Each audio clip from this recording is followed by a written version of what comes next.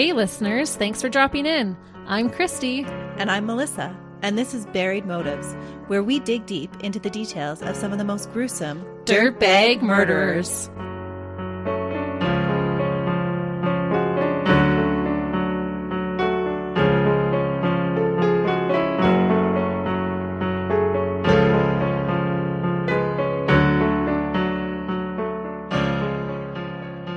Hey listeners. Welcome back to Buried Motives. Thanks for joining us today. We're excited that you're here, and we're also excited that you follow us on our social media pages. We love interacting with you. So if you haven't clicked that follow button, please do. And if you haven't given us a review yet, we would love to see that as well. Yes, we would. That's how we keep going, people. Mm-hmm. But today, I want to jump right into today's case because of the craziness of it. I'm looking forward to hearing your reactions and Christy's to today's dirtbag. I'm excited. It'll be a wild ride. From poisoning to drowning, with a possible stabbing and a car bomb, this case has a little bit of everything. Holy moly, it's the whole meal deal. Mm-hmm. Today we're going to discuss the serial killer, Judy Buenoano. There are some sources that say Judy was named after her mother, but this didn't collaborate with all the records that I found. In fact, there are a lot of different reports of Judy's name. In her father's obituary, she was mentioned as Anna Lou Goodyear. So maybe her family had originally named her after both her mother, with the Lou part, and Anna after her maternal grandmother. But somewhere along the way, she started to be called Judias Anna Welty, and then it got shortened to Judy. I can't say that I've ever heard of the name Judias before, but it's fitting how close it is to Judas, because she too would betray those closest to her. Oh my. Judias or Judy was just one of the many names that she would go by throughout her life. And that's so hard when you're researching to find so many different names for the dirtbag you're trying to find out about. It's so true.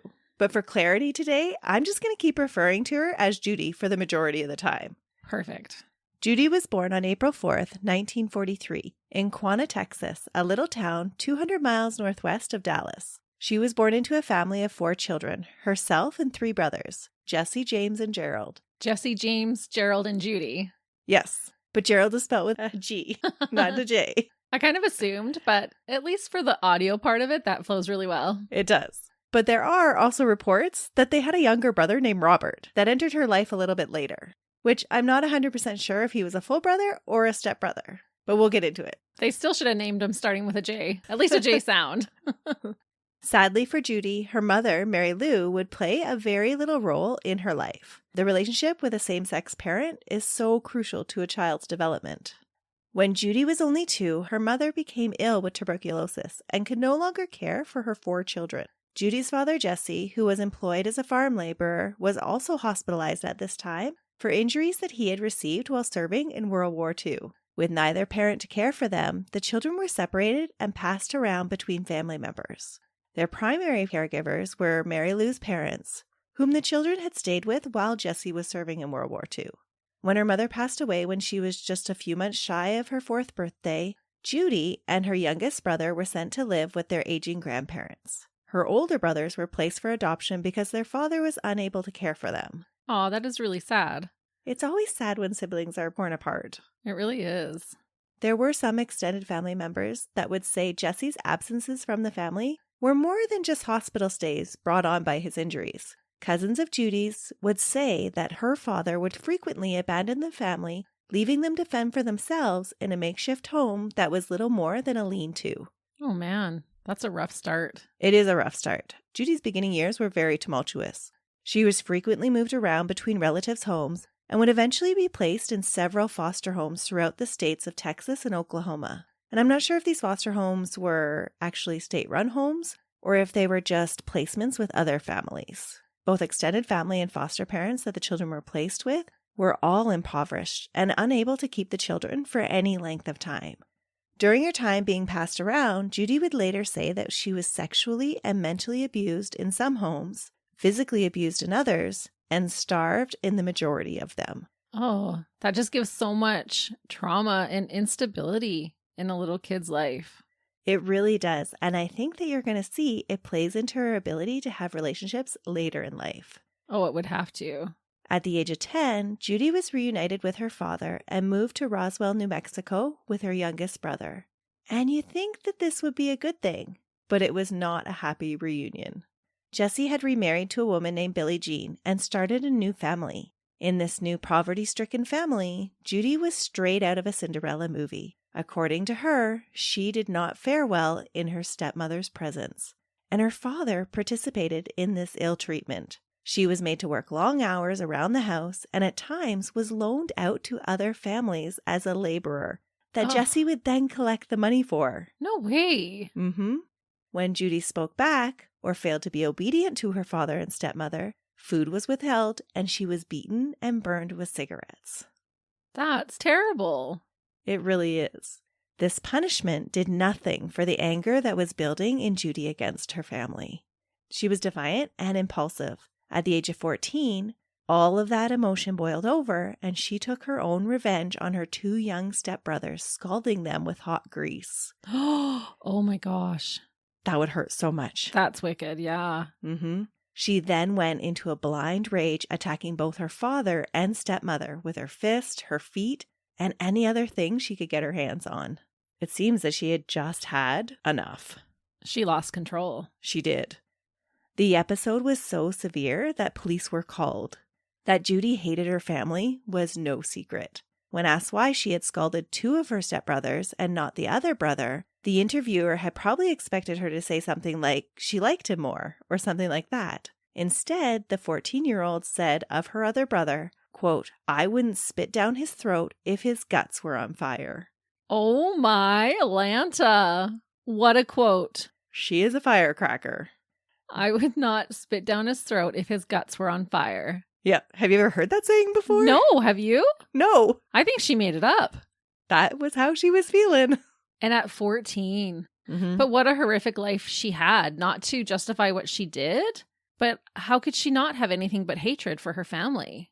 She had absolutely zero sense of safety at any time after her mother passed away. Right. And it led her to lashing out to protect herself. Oh. Judy was jailed 60 days and was sent to an adult facility for this incarceration. At 14? Yeah, I don't think that was a good choice. Not at all. There, among the female inmates, mostly sex workers, Judy received a different kind of education. She learned about feminine wiles and how to be charming and sweet to get what she wanted. Oh, no. When her sentence was complete, the judge gave her the choice of returning to her family or attending a reform school. And she chose the reform school? She absolutely did. And I think choosing the reform school says a lot about how much she disliked her own home and her family.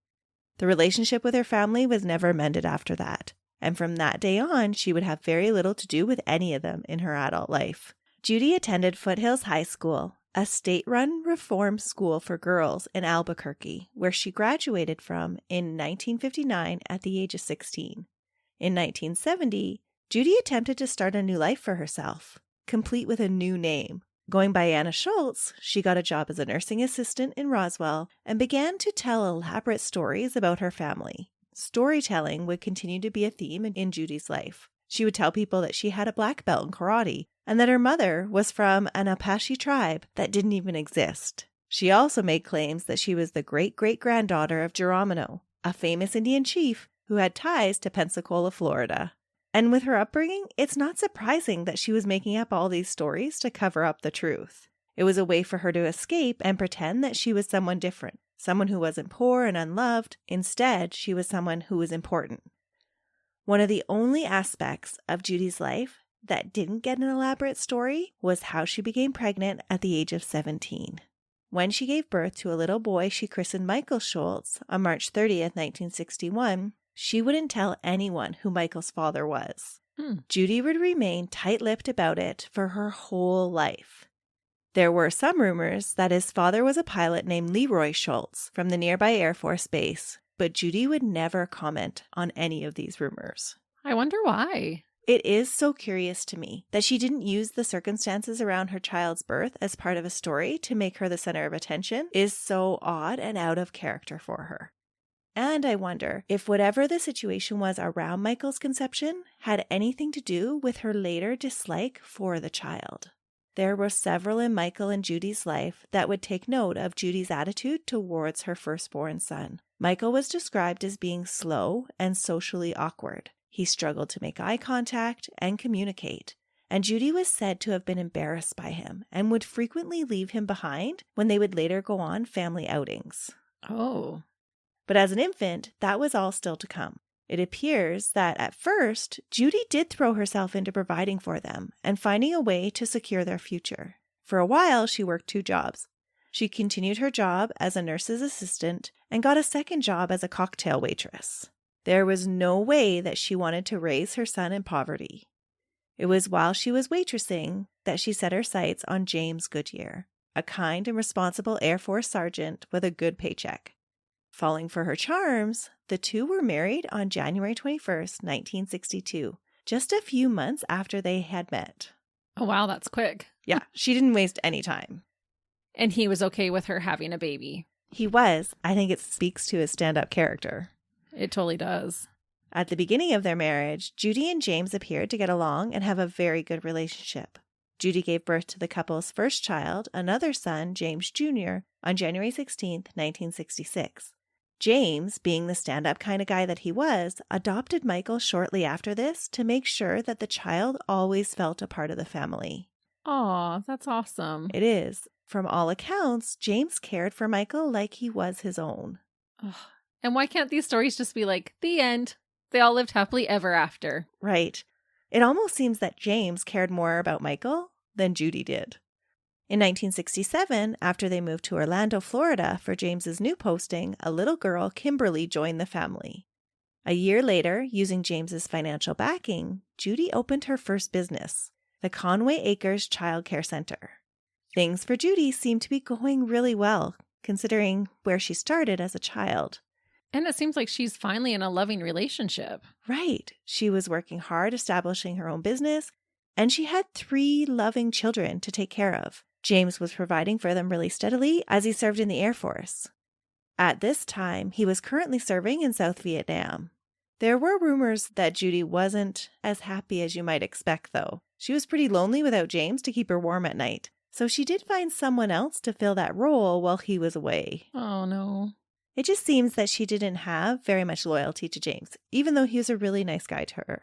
Yeah, it sounds like he's gone above and beyond. Mm-hmm. In June of 1971, James returned home. And again, you'd think that this would be a happy time for Judy. She's been upset and lonely because he was gone and now he's returned. But she viewed James's return as anything but happy. She had to stop seeing her peace on the side. And after a brief honeymoon phase for the reunited couple, they started fighting. Within 3 months of his return from Vietnam, James started to become ill. Oh, no, she's not. She is. In her fashion of telling stories, Judy blamed all of James's mysterious symptoms on an allergic reaction to some cure that the Army had given him to treat his drug addiction that he had fallen into while in Vietnam. Okay, convenient excuse for her. Right. She probably didn't even need to make up an elaborate or far-fetched story, though, because during Vietnam, herbicides were sprayed over large areas of fighting while troops were present to clear the foliage to allow them to spot incoming threats. Exposure to these herbicides were known to have really severe side effects, and later, during her appeals, her lawyers would claim that it was actually Agent Blue, an arsenic-based herbicide that had killed James, not Judy's arsenic that she was feeding him. That's terrible. It is terrible, but I think Judy could have just gone with that. But instead, she had to be this huge storyteller, and I think she also felt the need to defame James so that she could play the proper victim. Oh, look what he's brought on himself. He's developed this drug problem, and then they tried to fix it, and this is what's happening to him because of all of that. Yeah, she's totally blaming him. Like, if he wasn't such a drug addict, he'd still be alive. That's right. She would similarly complain later to friends and family that James was never any help around the house, leaving her to do everything while he climbed into bed with a 13-year-old girl. What? Yeah. All of these were lies. Okay. I was like, wait a minute. Hold the phone. I'm really relieved that those are just lies. Yeah. There was never any proof of any of these things being true. But a witness would later testify that Judy had said that James, quote, didn't deserve to live because he had been so horrible to her. So she's just trying to justify her actions. Right. She needs to be able to build this up and play the victim. Yeah. Even if it's fabricated. Right. The U.S. Naval Hospital in Orlando, where John was admitted in September of 1971, did not buy any of Judy's explanations because James had passed a physical on his return and had expressed no concerns about his health when he returned from Vietnam. But now, barely 3 months later, on September 13th, James was suffering from weakness, nausea, diarrhea, and vomiting, and they had been plaguing him for almost 2 weeks. When he was admitted to the hospital, James's condition had gotten to the point where he was having hallucinations and was in organ failure. Oh. Doctors were unable to determine the cause of James's condition, and he continued to deteriorate rapidly. He died on September 16th, and his official cause of death was ruled to be cardiovascular collapse and renal failure. At the age of 37, it was deemed that he had died from natural causes. What? Yeah. He was healthy 3 months ago, and now he had died from natural causes. At 37. Right. And poisoning is honestly such a cruel way to kill somebody. Oh, it totally is. And Judy is going to tell a friend all about it. Oh, man. At this time, there was no toxicology reports run on James because Judy played her part of the grieving widow so well, and very few had any suspicions about her. There would be one friend that recalled years later that she was a little put off by Judy showing up to the funeral with the man that she was rumored to be having an affair with. She brought her side piece? Yeah, he just supported her through the funeral. Yeah, he did more than support her, I think. Uh-huh. That is a whole new level of dirtbag. It is. You don't bring your boyfriend to your husband's funeral. Judy did. She sounds like she could be the sister of the case I'm bringing you next week. It will be interesting to compare them for sure. Judy showing up with her side piece at the funeral did trigger a memory for this friend that Judy had once talked about arsenic being used to kill someone. But it was probably just one of those uneasy, fleeting feelings that you get because the friend didn't ever voice her concerns. She probably figured that it was just her overactive imagination. Yeah, we can gaslight ourselves into believing things, that's for sure. Mm-hmm. And this happens so many times in this case. Oh. Because people just can't believe that about someone you've thought about as a friend. It's hard to accept that they might be capable of doing some really cold and dirtbag things. I can see that. And so then you talk yourself out of believing it. Right. And Judy had played up that she was the victim. And so it was easy to believe that the family was probably better off without this addiction-riddled, lazy pedophile that Judy had made James out to be. Oh, yeah. If you believed that, you would be like, good riddance. Right. Suspicious feelings brushed aside, no one picked up on the fact that Judy started to collect $33,000 in life insurance proceeds and $62,000 in indemnity compensation from the Veterans Administration within 5 days of James' death. Oh, when are they going to learn that you got to give it some time? She never does, and she never gets caught. The life insurance that Judy had taken out on her husband and the military pension paid well, and money added security for her family's future. Security and the ability to have nice things. Judy was known to adore the finer things in life. She was always a well-put-together woman who enjoyed extravagance. Those around her would benefit from her spending because she felt the need to lavish her friends with gifts as well. This made her appear to be kind and generous, and it hid her need to secure her friends with money and things because she struggled to form healthy attachments to those around her. So she was buying her friends. Yep. And this lack of ability to form an attachment could have made it easier for her to dispose of those closest to her for purely selfish reasons, like her husband of 10 years and the father of her children, in a terribly painful and excruciating way. But this was only the beginning. Following James' death, Judy figured out a way to keep the insurance payments rolling in. Mysteriously, the family home caught fire towards the end of that same year. No way. This insurance payout gave her an additional $90,000 to spend on new things. Whoa. All of this insurance money combined to over $180,000. And that would be over $1.3 million in US dollars today, or 1.7 Canadian. That's a big payout. They're huge payouts for insurance at this time. Melissa, this is kind of uncanny how the case I'm working on for next week is so similar to this. It is interesting how dirtbags can fall into certain patterns and hit certain categories. Right. And how we seem to sometimes be in sync to be researching similar cases at the same time. It's almost like we're on the same wavelength. It's true. But Judy no longer had a home or someone to take care of her and her 3 children. So that presented a new problem. That is when her next victim would enter the scene. Bobby Joe Morris worked at a water treatment plant and quickly fell for Judy's feminine wiles. The recently widowed newcomer to Pensacola, Florida, was a vivacious catch. Bobby Joe didn't mind that she had 3 children in tow. The two moved in together the following year. Over the next 5 years, Judy and Bobby Joe would live as common-law partners, and Judy took on Bobby Joe's last name to show her commitment to him and to take out some life insurance policies. Ah, there we go. She had learned from James's death that it was rather easy to poison someone and get rich.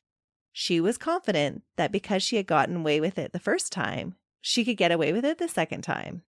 She was even confident enough to give friends marriage advice on how to deal with their own marital issues, outlining how to get life insurance policies and how to serve arsenic to their husbands. What? Mm-hmm. She just blatantly is saying, hey, if you need some tips on how to murder your husband, I'm your girl. Right. She even told one of her friends that you just have to have a stomach for it because it does take a lot to watch them suffer for so long. And nobody went to the police about this. No. Even when she told a close friend that killing her previous husband had changed her life, they all thought that she was just being Judy, the one who made up crazy stories. No way. So because she was such a liar, they just didn't believe her. That's right. She just thought it was just some crazy story that she had made up, even though she was blatantly telling them, yeah, I killed my husband and it changed my life. So if you want to change your life, this is what I think you should do. So that's the benefit of being a pathological liar, is you can just throw in truth once in a while and nobody will bat an eye. Right. It seems crazy in hindsight, but we joke all the time about the craziest stuff. Sometimes about how we would cover up a crime differently. That's true. But I've never once thought you were serious about what you said. So I can see how all of these people did think that she was just kind of talking it up and didn't really take her seriously. Okay, yeah, I could see that. I was, however, listening to another true crime podcast about this case, True Crime Campfire, and the hosts Katie and Whitney brought up some really good insight as to why Judy might be saying such things and revealing her crimes to others. And it went a little bit beyond just being overconfident. It was suggested that serial killers may sometimes do this as a way to check and see if others are thinking the same way they are. Oh, I could see that. Yeah, they reveal a little bit about themselves to see if it resonates with anyone else. And then when it doesn't, they're like, ha ha, just joking. Oh, yeah, I could totally see that. That makes sense. I thought it was a super interesting way to think about it. It's like testing the waters. That's right. Judy's brief drop in her facade wasn't well received, and so she just resumed the mask of Bobby Joe's doting partner. That's some good insight. It was. I was really impressed. Around this time, though, Judy and Bobby Joe's relationship was beginning to get a little rocky. Perhaps over an incident that we'll talk about in a few minutes. Or maybe it was just the normal stressors that come from raising a blended family. And I'm sure it didn't help that Bobby Joe liked to drink and Judy liked to spend a lot of money. While she was trying to hold things together with Bobby Joe, Judy also continued in the role of the doting mother, at least to her 2 younger children. Michael was now entering his teenage years and was becoming even more of an embarrassment to his mom. I wonder if he reminded her of whoever his father was. That might have been the case, or I think it was that he was just a little bit different than everybody else. By the way he's described in all of the reports, it sounded like he might be on the autistic spectrum. Oh, and there wasn't a lot of knowledge about that during that time. No, he had difficulty making eye contact, forming relationships, reading emotional cues, but it seemed that he was fairly smart, even though he tested very low on his IQ scores. Okay, that would make sense. At this time, though, he was acting out at school and causing issues for Judy because nobody else knew how to deal with him. So Judy came up with a solution she felt had been used in her own life. Under the guise of having no money to properly care for her son, Judy handed Michael over to the foster care system so that he could receive psychiatric treatment. What? Yeah. After she had such horrible experiences in foster care? She handed her own child over. It's like feeding him to the wolves. Right. Not that every foster home is like that at all, but that was her experience. And she was still willing to hand him over.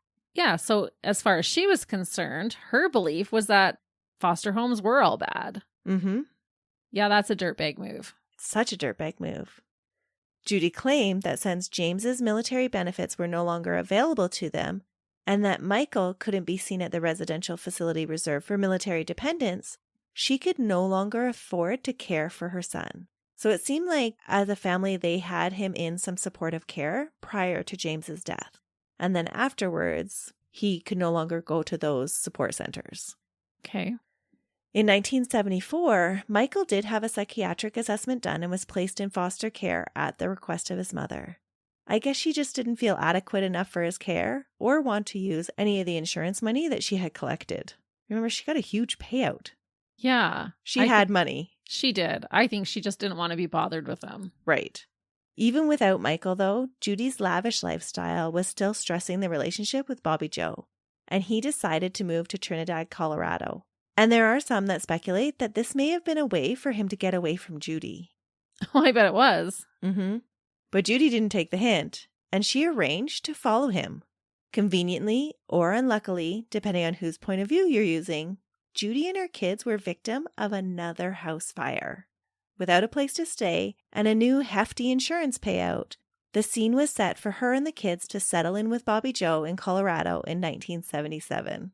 Wow. So he had left trying to get away from her, but now that she had all this money and he felt kind of sorry for her because she had no place to stay, he lets them move back in with him. And Judy even let Michael tag along too, pulling him out of foster care. If anyone needed any further proof that Judy was a selfish dirtbag, here it is. She just manipulates the system and other people's lives to suit her own needs and what she wants.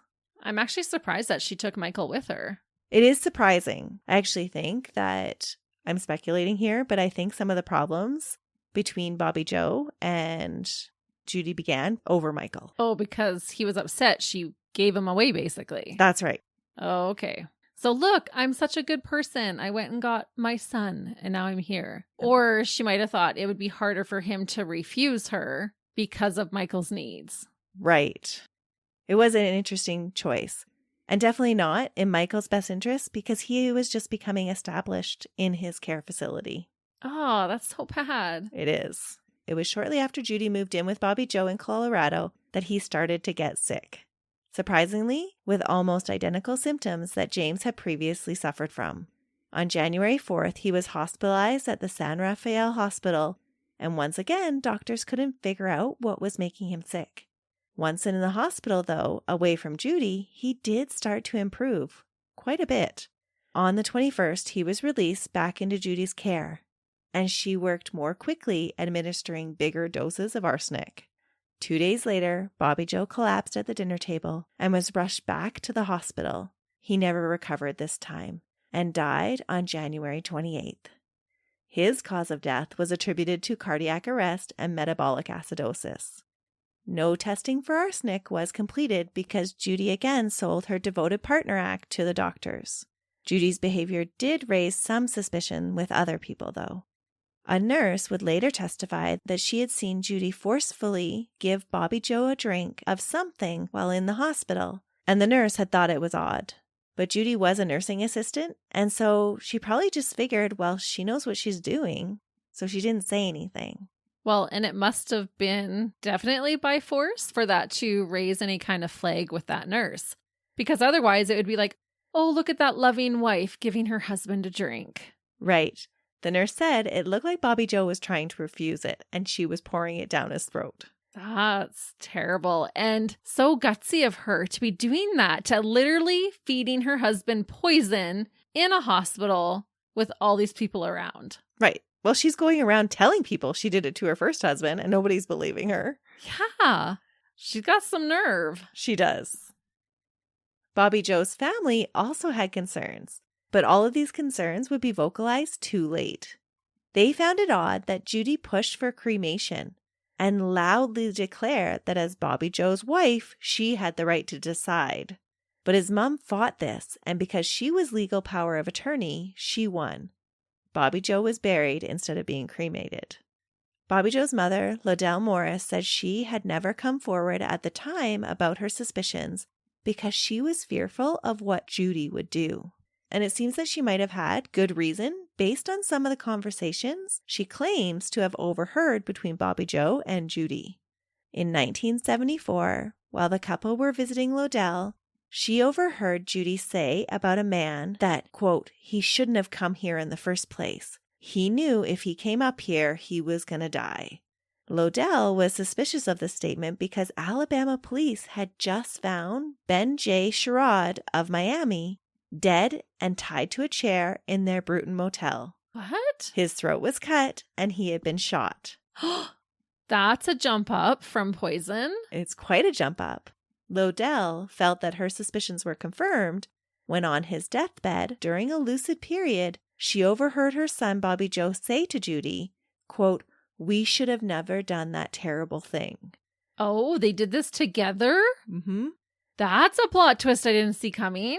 I thought Bobby Joe was a good guy. Well, he was a pretty sketchy character. Apparently. So I'm not sure if it was because he was trying to get away from her because this happened, or if it was the conflict over Michael that's why he chose to leave. Of course, all of this is hearsay and would never be admissible in any court and would never result in extra charges for Judy at all. The murder remains unsolved to this day. Wow. So it's all just speculation. I wonder. It is very curious. In early February, Judy cashed in on 3 different life insurance policies that she had taken out on Bobby Joe. Again, she didn't wait very long. No, not at all. She then moved back to Pensacola with her 3 children, and on May 3rd, 1978, changed all of their last names to Buenoano. It was a very strange thing to do right after fleeing another state if you weren't guilty of anything. Stranger still is when you examine her reasoning. Judy claimed that she wanted to honor her first husband, so that is why she chose Buenoano, which, when you correctly put the accent in the right place, means good year in Spanish. And that was James's last name. Oh, that is an odd choice. Mm-hmm. It's like, honey, you killed him. Right? And really, if you wanted to honor your first husband, why not just let the children keep the actual last name of your first husband? The kids were already Goodyear. Oh, yeah. That is very odd. It's so odd. And I can't see any real reason for changing their last name except to get away with murder so that nobody can track them. Yeah, there is then not that connection. Right. Even though they were married. Maybe she just liked how splashy it sounded. Maybe. It's just a very odd thing to do. And interestingly, if you forget the accent, it actually means good anus. No way. Get out. No, but I wonder if she actually thought about that. I'm gonna hope that she did not realize that that's what it meant without the accent. It's just so funny. Good anus? Good anus. Oh my gosh. Yeah.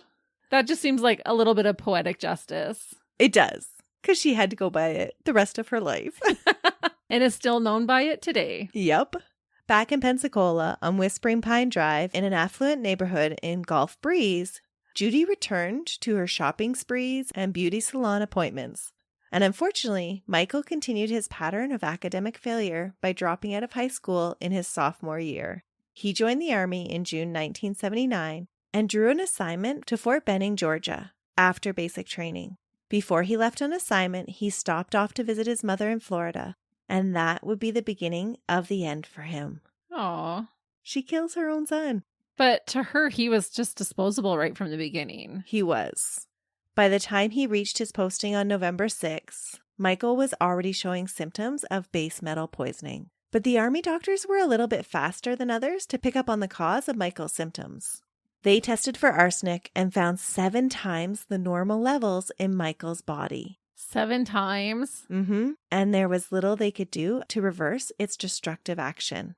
Doctors had tested for arsenic because Michael, during his training, had been working with a water purification system that used arsenic, and they feared he had been accidentally poisoned. Oh no, so this is going to explain it away and she won't be suspected. Right. But it hadn't been an accident at all. It was just good old Mom taking care of him. only she hadn't been able to finish by the time he had to leave for his assignment. In January of 1980, Michael underwent 3 months of physical therapy at Walter Reed Hospital, then was transferred to Tampa for long-term physical therapy and occupational rehabilitation because the poisoning had caused the nerves in his limbs to shrink so much they lost almost all function below the knees and elbows. And how can you as a mom watch your son go through such excruciating pain and it not bother you? Didn't seem to bother Judy at all. She is cruel to her core. When Michael left the hospital months later, it was wearing heavy braces on both his legs and a prosthetic device, a Robinson hook, on one arm. All of the gear weighed a total of 15 pounds. Wow. Judy had talked the doctors into releasing Michael into her care because she had arranged to have long-term rehabilitation care done at home. She proudly boasted that she had spent almost $40,000 in renovations so that Michael could be comfortable in his own home. Where really she just wanted him home to finish off the job, I'm sure. Right. Because this is the woman that wouldn't even pay for a single psych eval for him earlier. She sent him into foster care for that. Yeah, so there's no way she's renovating her home to suit him. No, it's just a line she was telling the doctors. Judy picked Michael up from Veterans Administration Hospital in Tampa Bay on May 12, 1980. The very next day, she planned an outing for the family. I can't imagine how Michael was feeling after all these long years of his mother not wanting him around. All of a sudden, here she is making these big, grandiose plans to take care of him. He must have for once in his life felt like he was the special one. Yeah, like finally, in my hour of need, Mom is here to help. Right? She's finally coming through for me. She really does love me. And if you had just gotten your child out of the hospital and they have very significant mobility issues, what kind of outing do you think you are planning? Something not too physically active. No, or strenuous. Right. A nice picnic by the lake, maybe. Going to a movie. Something easy, right? Yeah. Judy planned a canoe trip. No way. While Kimberly stayed on shore, Judy and James Jr. strapped Michael into a lawn chair with just a ski belt on. What's a ski belt? A ski belt is one of those old alternatives to a life jacket. It's just that big boyu thing that goes around your waist. It doesn't go over your arms, just around your waist. Oh, okay. They placed Michael and his lawn chair in the middle of the canoe, and they started on their journey down the East River near Milton, Florida around 10:30 a.m. to go fishing. And why was Kimberly not allowed on the boat? Was there not enough room? For some reason, she had been left behind. According to witnesses, around 2:30, Judy and James were seen along the river, along with the overturned canoe, an ice chest, and a lone flip-flop floating down the river. And Judy was frantically trying to get out of the water once she had spotted someone. As the witness pulled them from the water, Judy told them about the terrible accident that they had just escaped from. The first of Judy's several versions of events was that a snake had jumped into the canoe, and that as they were trying to get the snake out, the canoe hit a submerged log, and the canoe capsized, pitching them all into the water. Judy said James had went under the water, and she had fought to get to him, and then had tried to go back for Michael, but the current was too strong, and they were forced to float down the river and try to get to the shore working with the current. The witness said that Judy told him that it was useless to go back and get Michael because it had been so long since they had capsized. And what mother would say that? Exactly. What kind of mother says that at all? When I was little, my brother and his friend were playing hockey on a pond by our house in the late spring. The two of them fell through the ice, and I remember my mom jumping in after them. She was able to get my brother first because he was still in the opening that they had fallen through. But the other boy had slid under the ice. Oh my goodness. My mom brought my brother to shore and then immediately went back for the other boy. She went under again and again looking for him and didn't give up until she was able to bring him up to the surface. And that wasn't even her child. It was just a neighborhood friend, and she didn't stop. So I cannot imagine a mother saying, "Oh, just don't worry about him. It's too late." Yeah, that was very heroic of your mom, first of all. And second of all, what a dirtbag Judy is. No mom would say that. No, not at all. Even the witness at the river was like, "What do you mean we're just going to leave him here?" And this is a river in Florida. It has alligators in it. Oh my gosh. I just cannot even imagine. As a mom, they would have had to pry me away from that river. Right. You're not just going to go up and sit in the car. Yeah. Like, oh, it's unfortunate, but I'm sure he's gone. Don't bother looking. What? It's just so odd. Someone should have thrown her in there and let the alligators do their job. Mm-hmm. When police arrived at the scene, Judy introduced herself as Dr. Buenoano. Doctor now. Mm-hmm. And retold her story of the capsized canoe and elaborated on her harrowing rescue of her one son, but her inability to save Michael. And it was her professional opinion as a doctor that he would not have survived. That's right. She started making up this story about how she was a doctor. To try and give herself some credibility, maybe? Like, oh, I know he'd be dead. He cannot be resuscitated. Right. But you'd still want them to get him. You don't want him to become alligator food. No. If you were a normal mother, you would. If you were a decent human being of any kind, you would. Exactly. When investigators found Michael 3 hours later, he hadn't moved far from where the canoe had capsized. Oh. Weighed down with his heavy braces and with the inability to control his limbs, he had drowned in the water. He was only a quarter mile from where his mother and brother had been rescued. Rescuers reported that the current was slow moving that day, and when they found Michael, he was not wearing a ski belt like Judy had said. So I bet she took it off because he was seen having it on when they left. His brother James remembers him having it on when they left. Oh. And how old was James? Was he old enough to know what was going on, like what his mom had actually just done? James was 14 at the time, so he was made to give a witness statement of what he remembered. During the trial, his testimony did corroborate his mother's story, that a snake had fallen into the canoe and that they had hit a log. But his original statement to the police the day of said nothing about a snake. He said he had fallen into the water and lost consciousness, and then he didn't remember anything after that until he woke up in the ambulance.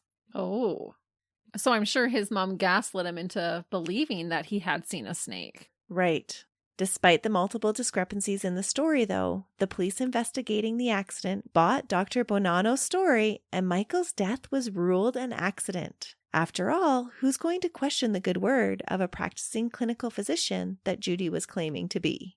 Oh my goodness. Nobody checked her credentials. No, they just took her word for it. And even if you read newspaper articles from that time, they're announcing her as a doctor. That's what's wild about that time. You could just claim anything. Yeah. I guess this is before the time when you could just Google search somebody. Right. It was easier to make these outrageous claims and get away with them at that time. And most people don't lie about being a doctor. No, not at all. But most people aren't killing their sons either. True. But Army investigators did pay a little bit more attention to Judy's claims, and their interest was definitely piqued when they learned that she collected Michael's life insurance policy just days after his death. They also learned that there were multiple civilian policies on Michael's life, all with double indemnity provisions for accidental death. Oh, yeah. One that had been purchased March 22nd, 1970, another in October 1978, and another on April 5th, just a month before the accident. In total, Judy received a little over $100,000 in benefits from her son's death. Oh, so she's literally being rewarded for killing people. Absolutely. And because of the time, insurance companies aren't talking with each other. Nobody's putting all of these claims together. So nobody's recognizing that she has multiple claims on the same person. That's unfortunate. It is unfortunate. The Army, though, did open their own investigation on May 28th. Looking at the different signatures on all of the policies, a handwriting expert believed that Michael's signatures had been forged. Judy had been trying to be extra careful with Michael. Instead of taking the insurance policies out in her own name and naming herself as beneficiary, she forged Michael's signature that he had taken the policies out and just named her as beneficiary. Oh, man.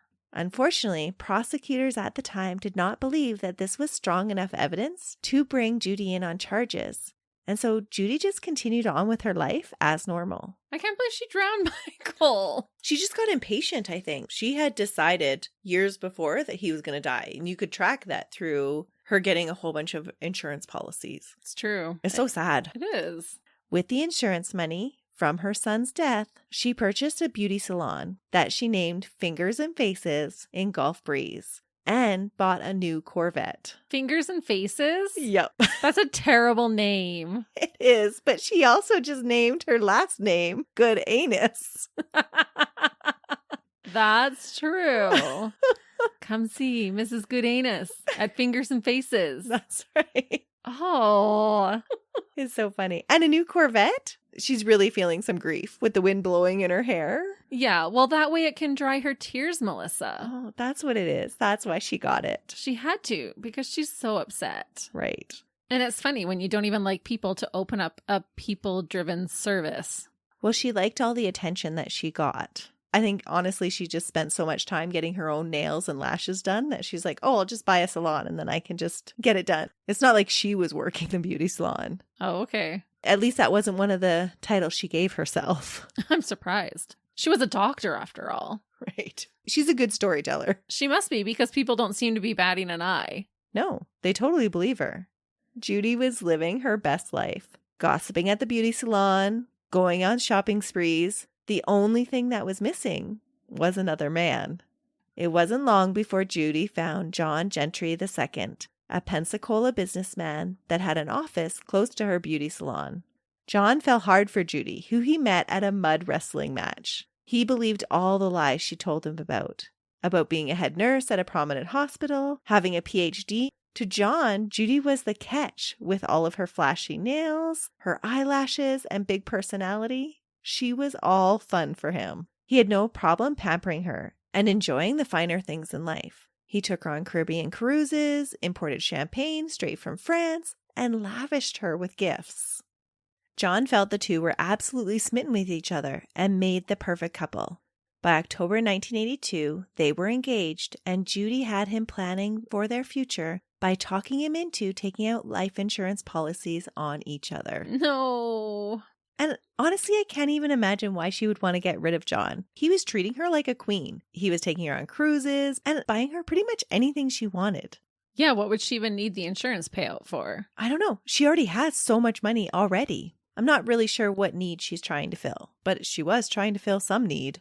She went behind John's back and without his knowledge increased the $50,000 policy that he had agreed to $500,000. Whoa, that's a lot of money for 1982. It is a huge amount of money. She paid the premiums out of her own money so that John would never find out. Oh, what would you do if you found out your husband had a secret insurance policy on you that you had no idea about? After doing this true crime podcast, I would be calling the police. Yeah. Side eye. Very sus. But I do really think this speaks to her inability to form attachments and her need to feel validated through material things. That all is the essence of her greed. That's why she needs to keep doing these things, even though she could have been perfectly happy with him. Right. But I think having that kind of a loving relationship probably made her feel vulnerable. And so keeping them at arm's length helped her to stay in control. Yeah, she just wasn't capable of having a close relationship. It seems the only two people that she ever developed any kind of attachment to were her two youngest children. Okay, James and Kimberly. Right.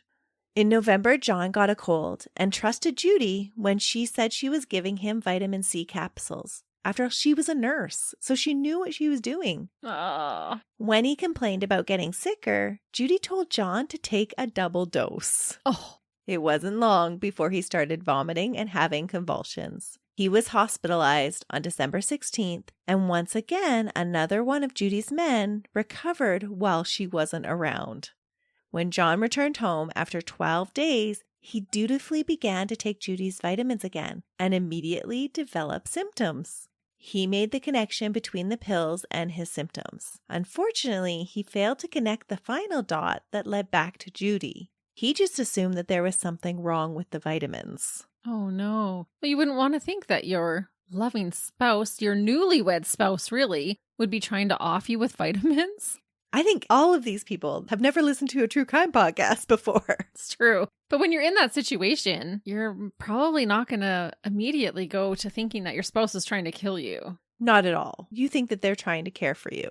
John did stop taking the vitamins and he continued to improve. This meant that Judy had to come up with a plan B to ensure that she could collect her biggest payday yet. On the evening of June 25th, 1983, John and Judy made plans to meet at Driftwood Restaurant and go out with friends. Judy had told John some story about why they had to drive in separate vehicles, but was so kind to him that she made up for this inconvenience by making sure he had the best parking spot, and she was insistent that he use it. Oh, how nice of her. She's all about taking care of him. During the evening, Judy shares the joyful news that she is expecting. For real, she is? No. Oh. She's a complete liar. Okay. She's reeling you in, Christy. Okay, right. How gullible am I? I'm like, she is? Amid the congratulations, though, Judy gives John a little wink and suggests that he go to the liquor store and get some champagne so that they can celebrate in private later on. Doesn't she know that champagne is bad for the baby? Not at this time they don't. They still drink all through their pregnancies. That's true. And there is no pregnancy. That's right. John is more than willing to oblige to that invitation. I bet he was. Yeah. John left the party early, but he never made it to the liquor store. When the kind, love-struck man turned the key in his ignition, the tail light came on in his car and triggered a bomb made of dynamite. Miraculously, John did survive the explosion and was rushed to the hospital. What? As he fought for his life, police began to investigate the car bombing. One of the first things they noted, it was an amateur that had arranged the bomb. The bomb was located towards the back of the car, away from the driver's seat and the gas tank. It had been the bomb's placement that saved John's life.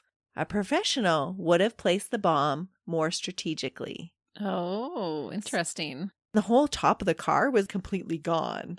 Oh my gosh. But the bottom part it looked just fine. It was just the top. So they knew that the way that the explosives went off, that it wasn't somebody that understood explosives. Yeah, and it wasn't close to the gas tank, which would have caused a big explosion. Right. And that's what saved his life. And where it was seated in the back, it had to go through 2 seats to actually even do any damage to John. That's good. It is good. He was still significantly hurt, but he did make it through. Police start to dig into John's life looking for someone that might have motive to want him dead. His fiancée isn't one of the people they look at. She's a successful businesswoman, and there didn't seem to be any problems in their relationship. Everybody thought they were this perfect couple. It wasn't until police were able to interview John himself 4 days after the accident that Judy's house of lies would start to crumble. When police fact-checked all the things that John was telling them about his fiancée, there wasn't anything that added up. And I think, poor John, here he is. He thinks he has this wonderful life. He's engaged to this wonderful woman. And it was all a lie. One by one, the police break the news to him. Judy doesn't have any qualifications as a nurse or a doctor. She was definitely not pregnant because she had been sterilized in 1975. She had booked a cruise for her and her kids without him. And she had been telling their family and friends that he had a terminal illness, but not to tell anybody about it. And she had started telling this story in November of 1982. Which totally proves premeditation. Exactly. She was preparing everybody to get ready for his death. And that's about the time that he started to get sick. Oh.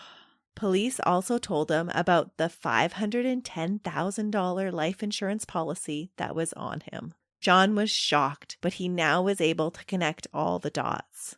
Oh. He turned over 2 vitamin capsules that he had pocketed, and police were able to analyze them. They found it contained paraformaldehyde, a class 3 poison.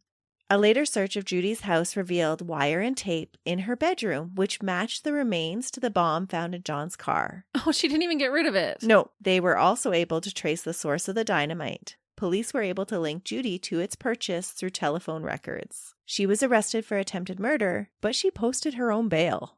Of course she did. She had all this bags of money. From all the insurance policies. From all her murders. Yep. How ironic that her past murders are paying for her bail for an attempted murder. Ay, ay, ay. Police, though, didn't stop digging up all the dirt on Judy. As they searched her past, they kept unraveling more and more of the lies and the crimes that Judy had been able to get away with. Former assistant prosecutor at the time, Russ Edgar, described the experience by saying, quote, "Somebody said her son got killed. Then somebody said her boyfriend got killed. Then somebody said her husband got killed. Things just got curiouser and curiouser."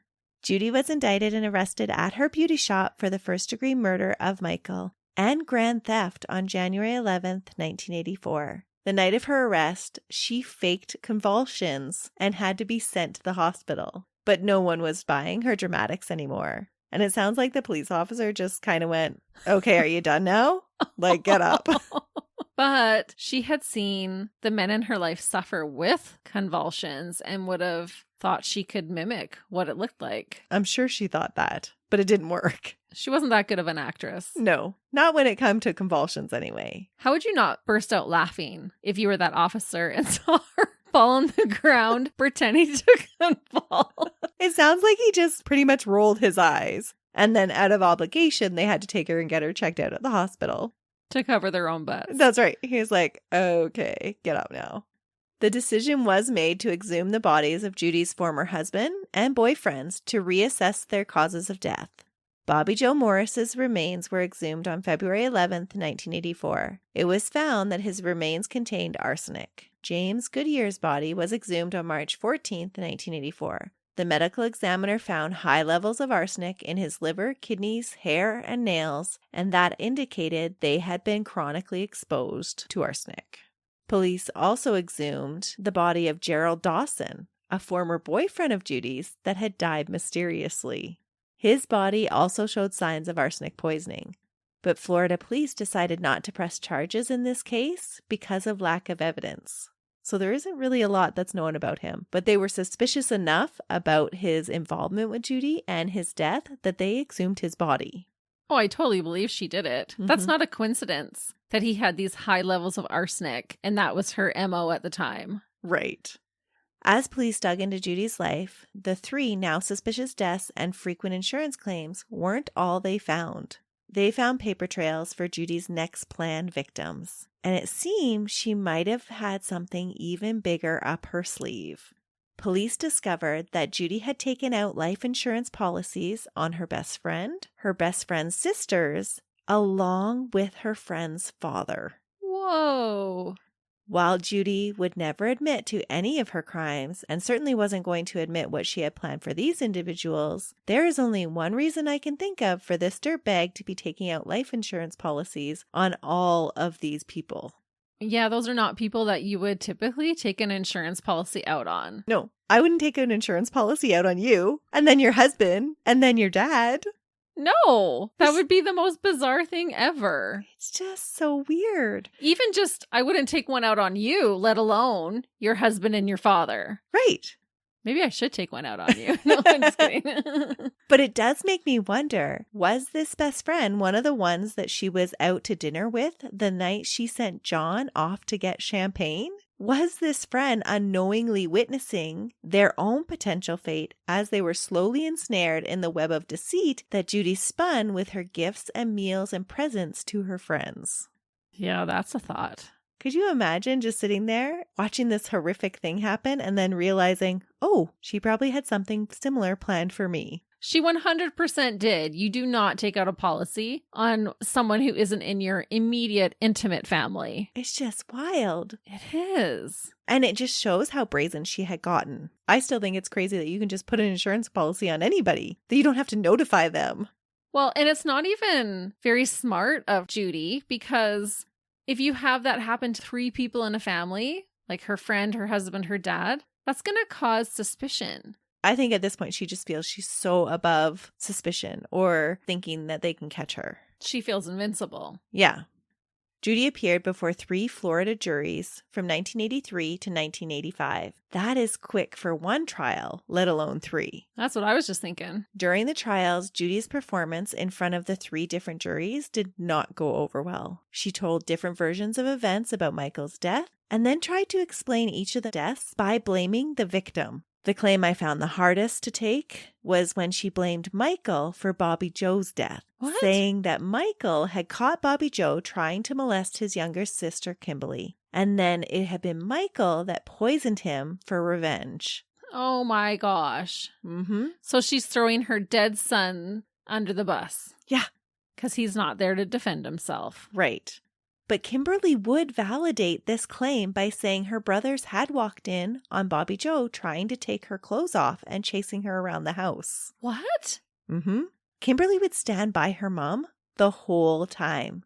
So was this true or was she lying for her mom? I don't know. Wow. But I don't think Michael had the wherewithal to poison anybody. No. On June 6th, Judy was sentenced to life imprisonment without parole for the first 25 years for Michael's death. Judy's trial for the attempted murder charges against John opened on October 15th and lasted 3 days. Jurors deliberated a mere 2 hours before voting to convict. At sentencing, she received an additional 12 years for the attempted murder. A year later, on October 22nd, 1985, Judy went to trial for the murder of her husband, James Goodyear. The trial consumed a week, with Judy denying any criminal activity, but jurors weren't buying her act. They convicted her with a second charge of first-degree murder, and she was formally sentenced to death by electrocution on November 16th. Ooh. Colorado prosecutors decided not to continue with the case against her over the murder of Bobby Joe Morris, as she was already under sentence of death in Florida. I hate when that happens. It does not seem like it's justice. No. Even if it's not going to make a difference in their sentence, I still think that they should be convicted of that crime. It is a lot of money, though, to go through the trial. Well, they should have made her pay for it with all her insurance money she had sitting in her bank account. That would have been justice. And probably irked her even more than any of the other sentences is if you would have taken away her money. And charge her double. Yeah. Judy's son, James Jr., was charged as an accomplice. The state contended that he wired the bomb in John's car. But in a separate trial, the then 18-year-old was acquitted on August 10th. So police did feel that he was involved enough to charge him. Judy spent 13 years on death row appealing her convictions. The whole time, she maintained her innocence. She spent her time writing letters, crocheting blankets and baby clothes, and teaching Bible study to other inmates. While she awaited her executions, she designed cards and wrote poetry and then sold them. One of the cards that was signed by her 3 times sold for $1.5 million. $1.5 million. Yep. Some dirtbag paid $1.5 million to have her signature on a poem. Yep. She's speechless. I am. That's going to take me a second. It seems so crazy. And do you think this is all just kind of an act for her? Like, oh, I'm going to make baby clothes because I'm so wholesome. Yeah, I don't know. She had a different relationship with Kimberly. And so she just wanted to be a good grandmother now, I guess. Oh my gosh. Mm-hmm. And we've said this before, but they should not be allowed to earn money, especially $1.5 million, when they're incarcerated like that. It does seem crazy. You should not profit over your fame for killing people. No. One of the poems she wrote did seem very insightful. It read, quote, "Don't be fooled by me. Don't be fooled by the face I wear. For I wear 1,000 masks. Masks I'm afraid to take off, and none of them are me. Pretending is an art that's second nature to me. But don't be fooled. For God's sake, don't be fooled." Wow. She talks about masks and that she's afraid to take them off and acknowledges that nobody actually really knows her. And I think that's true. Oh, I 100% believe that that's true. She just spent her whole life building up persona. She probably didn't even know who she really was. I don't think she did. In a television interview just a few days before the execution, she maintained claims of her innocence. Judy said, quote, "I have eternal security, and I know that when I die, I will go straight to heaven, and I will see Jesus.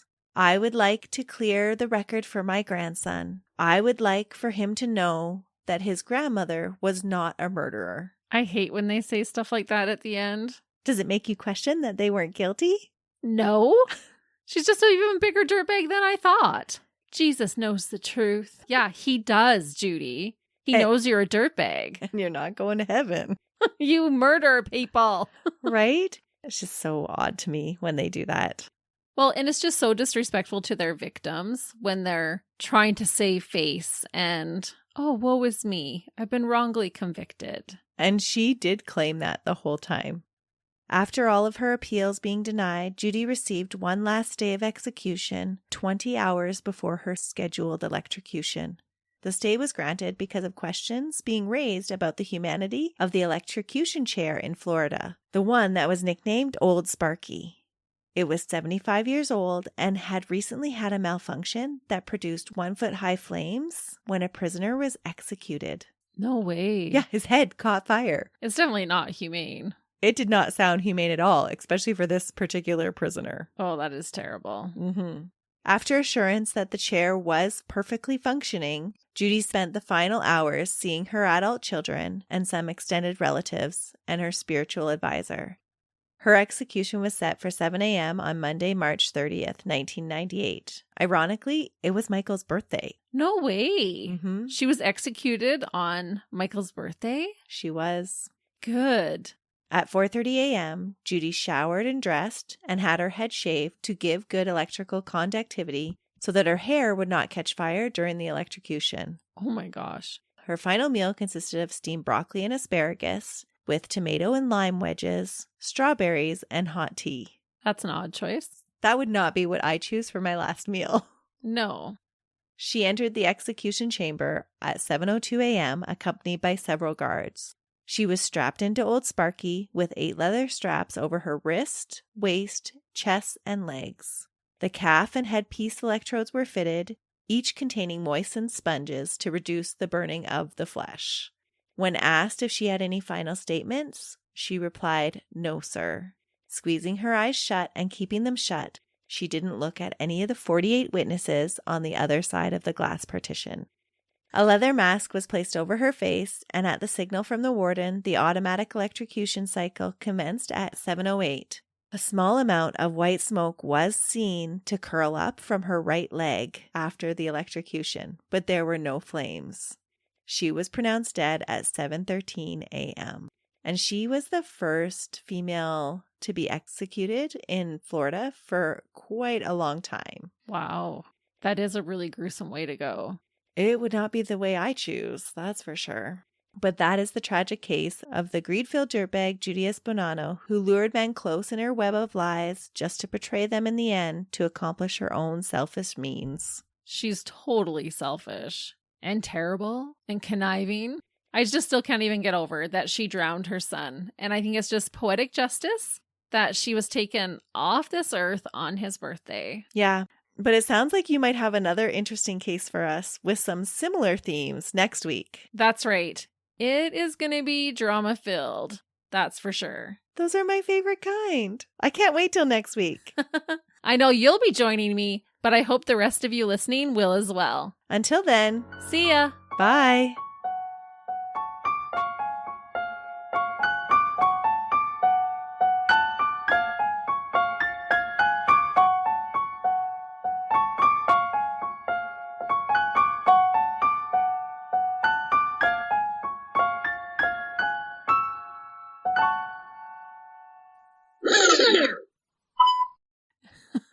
Hopefully you don't have to edit those out. Good catch. Because that would have been crappy to edit. Yeah, you can't put that in there, but yeah. I'm sure it was the butt of several jokes. Ah ha ha. So funny, right? But you were dying to put that in there. I totally was. She's terrible. Police though didn't stop digging up Police though didn't stop digging up all the. What did the police dig? What'd they do? They didn't stop digging up all the dirt. Is Curiouser? Curious? That's what it says. Curiouser? Oh, that was in the quote? Mm-hmm. Oh. And isn't that the line from Curiouser? Wonderland? I don't know. Colorado persecutors. Persecute you? Judy Goodiness. If you say it really fast, it sounds very dirty. It does. Judy Good. Okay. There, now you have something for bloopers. Yeah.